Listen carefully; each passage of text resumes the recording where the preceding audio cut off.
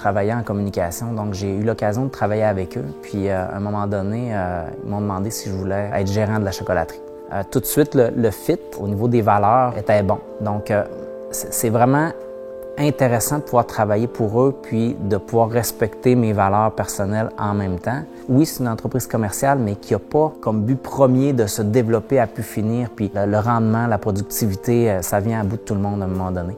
Puis je pense qu'on peut assurer la rentabilité puis la survie d'une entreprise à long terme de façon plus solide en respectant les valeurs que les pères véhiculent depuis toujours.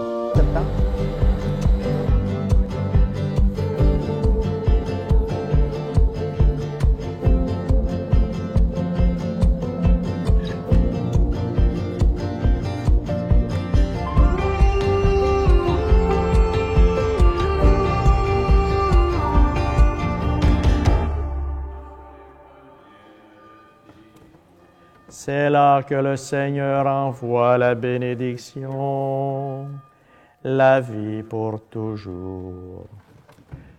Gloire au Père et au Fils et au Saint-Esprit, pour les siècles des siècles. Amen.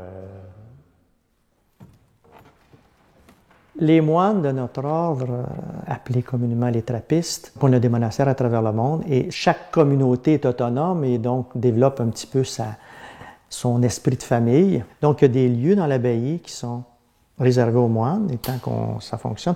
Donc c'est la même chose avec la chocolaterie. Là, on a un frère qui va travailler à la chocolaterie, surtout à l'emballage et au montage des boîtes. Il y a moi et un autre frère au niveau de l'administration.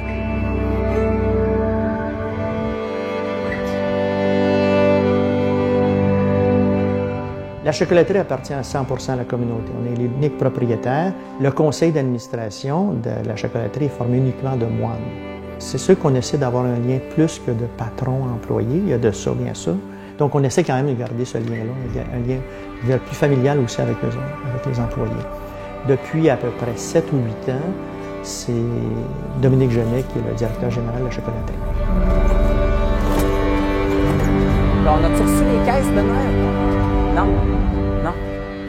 Bon, donc c'est ça.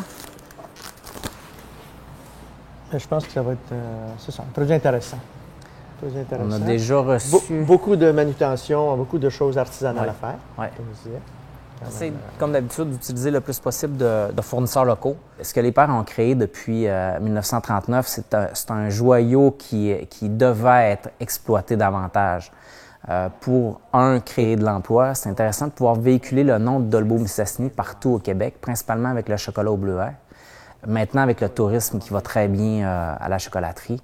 Donc, c'est une fierté pour moi. Puis c'est facile parce que sans aucune prétention, je pense que le match est beau. Oui. Mais s'ils sont pas droites, quand on les emballe dans 1400 kg, par recette. Quand je suis arrivé, là, moi j'avais 32 ans, puis il y en a un qui avait 35 ans d'expérience, c'est lui.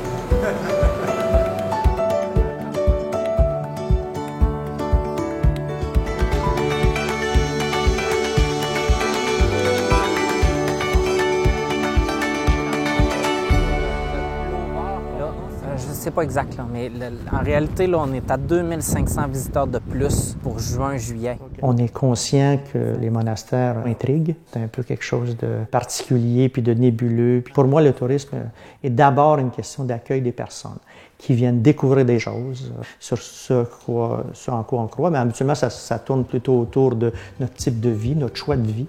Et ça, on aborde ça très simplement. C'est important pour nous, qui s'occupons principalement du tourisme, là, de véhiculer l'histoire des pères.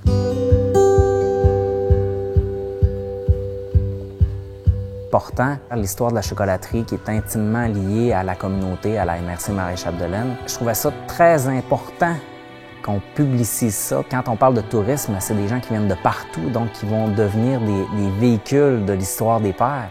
Ça amène les gens à nous connaître puis à parler de nous un peu partout. C'est extraordinaire comme moteur de développement pour le milieu puis pour nous.